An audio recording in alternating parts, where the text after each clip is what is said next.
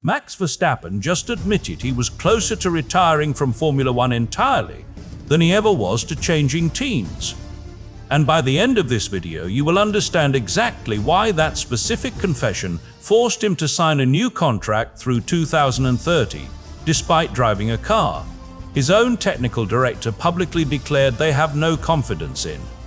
This is not a story about a driver simply renewing his deal because it was the easiest option or the most lucrative one available on the market.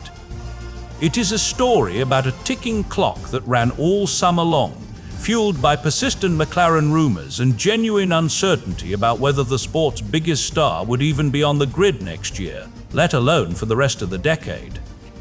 You are going to see how a private admission made early in the 2026 season completely reframed what looked like a standard negotiation into something far more precarious, and why the resolution we got on August 20th was anything but guaranteed until the ink actually dried ahead of his home race at Zandvoort.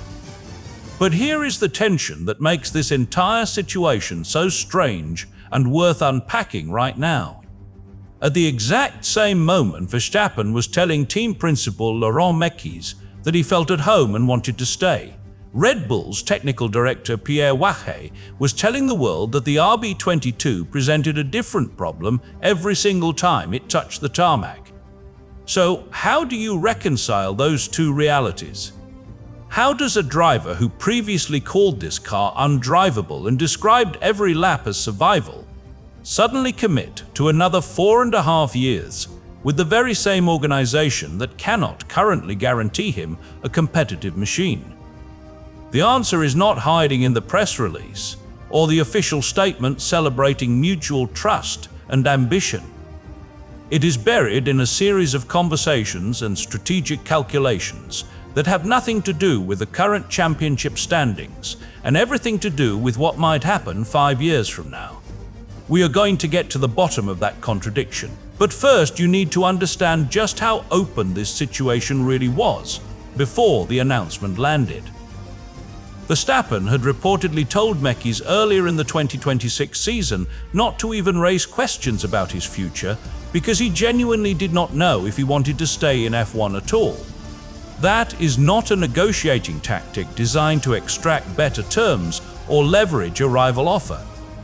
That is an existential crisis playing out in real time inside a championship-winning team. Multiple outlets documented this exchange as evidence of how fluid the situation remained well into the summer, proving that the eventual recommitment was not a formality waiting to be announced, but a decision that could have easily gone the other way.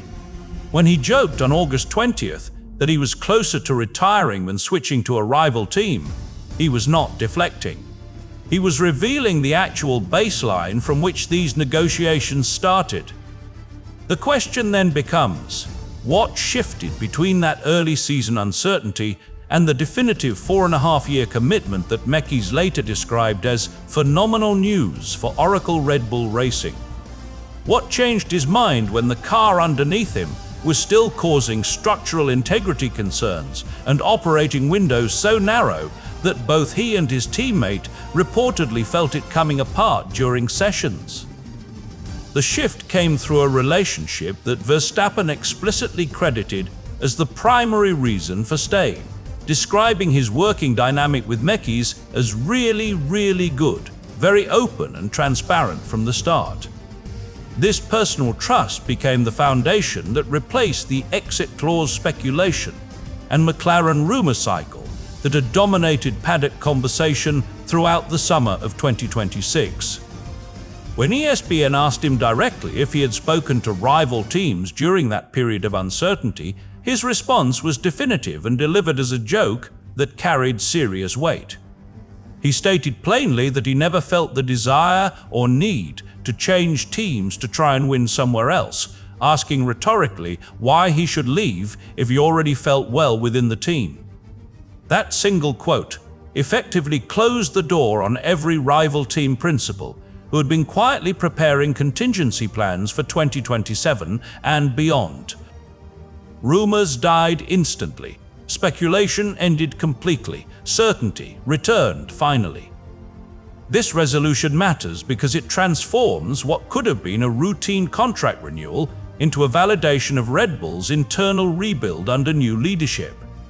Mekies, who took over as team principal from Christian Horner in July 2025, has presided over what multiple outlets describe as a technically challenging rebuilding year, making Verstappen's recommitment a direct endorsement of his management style rather than just a continuation of past success. The official Red Bull Racing release framed the new deal as a powerful statement of mutual trust and ambition, calling it one of the most successful and defining partnerships in F1 history. But behind that polished language lies a much rawer truth about where Verstappen's headspace actually was just weeks before signing. Formula One. Com's own analysis noted that the significance of this re-signing comes precisely from how open the situation looked mid-season, emphasizing that this was not a formality but a genuine retention battle won through interpersonal connection rather than contractual obligation. So where does that leave the narrative around his future right now? Verstappen's admission that he was closer to retiring than changing teams also reveals something critical about his current motivation level and his tolerance for the sport's evolving demands. He is not staying because he believes the RB22 will magically become a championship winner tomorrow. He is staying because he trusts the people around him enough to endure the current development pain while betting on a longer-term vision that extends well beyond this difficult 2026 campaign. Laurent Mekies confirmed this alignment in his exclusive Formula One.com interview, stating that the simple truth is, Max has always said he wanted to stay with Red Bull from the very first conversations about the extension to the very last. Mekies emphasized that they are united by a single desire to win and have only one brief, which is to win, suggesting that the contract negotiations were never about money or status, but about shared competitive philosophy. Having Max continue with them and retaining the best driver on the grid was described by Mekies as fantastic news. But he went further in comments reported by Yahoo Sports and MotorBiscuit, calling Verstappen a lot more than the fastest driver in the world for the team and labeling him the central point of the entire organization. That centrality explains why the retirement threat was so credible and why the eventual commitment carries such weight. If Verstappen had merely been unhappy with the car, he could have waited out his existing contract through 2028 and reassessed. Instead, he chose to lock himself in through 2030 at a moment when the team's technical confidence was at its lowest point in years. This timing suggests that his decision was driven by factors entirely separate from immediate on-track performance. Factors that we will explore next as we examine the specific regulatory discussions and future engine formulas that gave him enough faith to commit to another 4.5 years despite the current chaos. The retirement admission was real, the McLaren rumors were persistent, and the car problems are documented. Yet none of those obstacles proved insurmountable once the right combination of personal trust and long-term strategic alignment clicked into place. Laurent Mekies explicitly quantified this new agreement as a 4.5-year commitment, a specific duration that carries immense weight, given he only took over the team principal role from Christian Horner in July 2025. This time frame is not arbitrary. It represents a deliberate bridge across the current technical struggles and into the next regulatory era, signaling that Verstappen is no longer evaluating his future on a race-by-race basis, but is instead buying into a long-term project led by a leader who has had to rebuild trust from scratch. In an exclusive interview with Formula One.com, Mekies stated that retaining the best driver on the grid for this extended period is phenomenal news for Oracle Red Bull Racing, framing the deal as a direct endorsement of the cultural reset he has implemented over the past 13 months. The significance here lies in the contrast between the early season uncertainty and the definitive length of this new term, proving that the relationship dynamic has shifted fundamentally since those initial hesitant conversations. Trust replaced doubt completely. Stability returned firmly. Leadership validated publicly. Verstappen himself provided the most concrete evidence of this shift when he told the race, that from the start, the relationship with Mekis has been really good, very open and transparent. That transparency appears to be the key variable that was missing during the period when he reportedly told Mekis not to even raise questions about his future because he didn't know if he wanted to stay in F1. By securing a deal that runs through the end of the 2030 season, Mekis has effectively silenced any lingering internal or external questions about his ability to manage the sport's most demanding talent. Yahoo Sports and MotorBiscuit reported that Mekis described Verstappen as a lot more than the fastest driver in the world, calling him the central point of the team, which suggests a management philosophy that integrates driver feedback directly into strategic planning rather than treating it as secondary input. This integration likely played a crucial role in converting early season hesitation into a multi-year pledge. What does that centrality actually mean for the team's operational hierarchy moving forward?